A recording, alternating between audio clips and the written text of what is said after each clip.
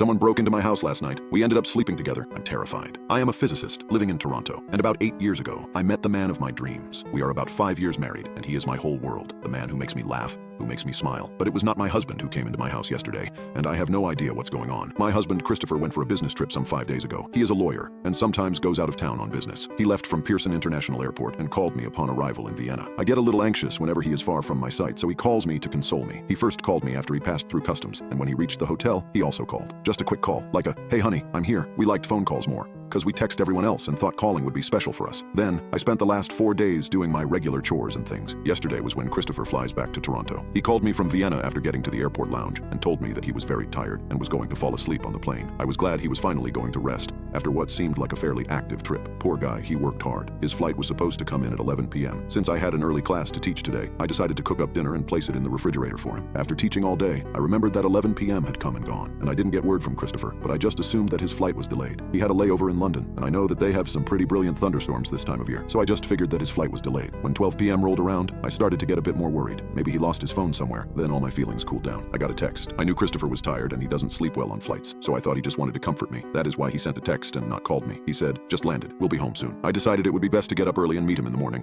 so I went to the bathroom, took my contacts out, and went to sleep. I don't know how long it was after I got that text, but boy was I out. A few hours later, I heard the latch click. I heard Chris's usual heavy footsteps coming up the stairs. He went to the bathroom and did what he usually does, but he left the water running, and I thought that was kind of weird. Normally, he would never forget to close the tap, just to save literally each drop of water from getting unnecessarily wasted. Not because of the bills, but since he really cares about the environment a lot lately. Half asleep, but wanted to see him before falling asleep totally. He walked into the room, and something felt different. Nothing alarmed me, but something was off. I wear contacts, typically, since my eyesight is bad, and my glasses weren't next to the bed, so the view was a little fuzzy. I rolled over, and his top lip looked swollen, like he'd been kissed by a bee. I could see far more gum and teeth than usual, and he was wearing a very wide smile, as though he'd missed me and was happy to see me. I said, "Babe, are you okay? What's going on with your lip?" He immediately told me not to worry. It was just dry from the plane. I agreed, and in my half-asleep manner, dozed off. So 2 hours later, I rolled over and Chris was facing his back towards me. Whatever. Nothing weird. That's when I put my arm around him. He felt thicker. That's the only way to say it. I know what my man feels like, and he just felt like a thicker, wider version of him. I was starting to feel more uneasy at this point. Still not really awake, though. I just thought it was nothing. This morning, I woke up and Christopher was gone. His suitcase was still there. He had changed his clothes, but he was gone. I called him, no answer, but he quickly texted back from the gym and said, "Love you. We'll be home after you leave." That, I thought, was good. Maybe he could lose some of this extra weight I felt on him last night, and so I chuckled to myself. A part of me still felt that something was off. I know he turned off the capital letters on his phone. Perhaps he lost his phone and got a new phone. I was going about my day, getting closer to leaving,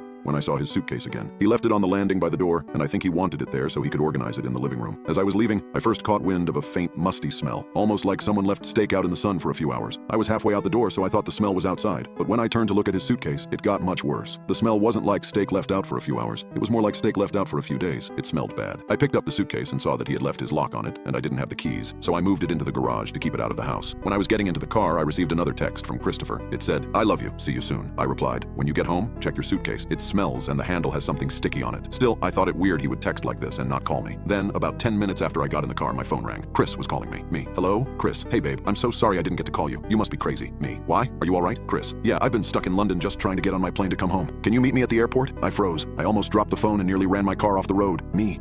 What? What do you mean you're still in London? Is this some kind of joke? That isn't funny, Christopher. You came home last night. I saw you and I spoke with you. Chris, listen. He put his phone on speaker, and I hear a woman with a strong English accent say, "And gentlemen, this is the final boarding call for flight BA203 to Toronto." I turned off the car and didn't say a word. What's going on? Who did I sleep next to? Me. Christopher. I'm home. I'm scared and I need to see you. Call me when you get to the airport, Chris. He laughed. "Okay, babe. Calm down. I'll be home soon. I should arrive by 9 p.m. He laughed because he thought my worry was getting to me. I did not want to make him anxious about what happened last night in the texts or who I talked to on the phone earlier. I'm going to work now. I am not going back to that house. I will go to the airport as soon as I can to meet Christopher. If it really is Christopher, I don't know what is happening anymore. I am a physicist, a man of science, and none of this makes sense to me. I haven't been really scared like this since I was a child. What's going on? Update. Last text from Chris. I'm waiting home for you.